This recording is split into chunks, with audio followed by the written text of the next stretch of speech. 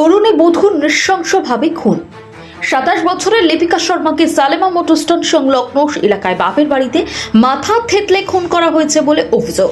স্বামীর বাড়ি ছেড়ে দীর্ঘদিন ধরে বাপের বাড়িতে ছিলেন লিপিকা। কে বা কারা তাকে খুন করেছে বাড়ির কেউই নাকি টের পাননি বলে দাবি করা হয়েছে। আমার বউ নাম কি?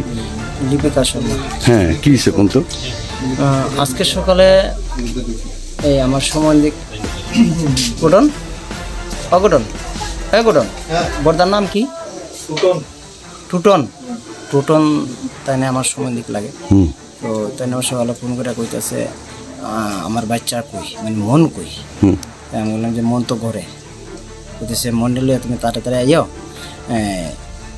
তাই মা রেখাটায় মাইরা ঘরের পেছনে ফালাই রেখে দিছে। তারপরে আমি আপনি বাড়িতে আছেন না? বাড়িতে। হ্যাঁ, আমি বাড়িতে। আচ্ছা। আমার বাড়ি তো মানিক ভান্ডার। ও, আমার বউ তো এখানে 8-9 বছর ধরে এখানে থাকে। আপনার লগে মিল আছে না? মিল নাই।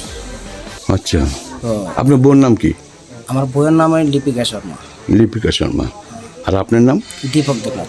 আচ্ছা, এরপরে তারপরে ওই মানে আমি আইছি আমার বাচ্চারে নিয়ে। আবার পরে দেখলাম তো প্রশাসন যেভাবে কইছে এইভাবে করছি, বান্ধাবান্ধি করছি।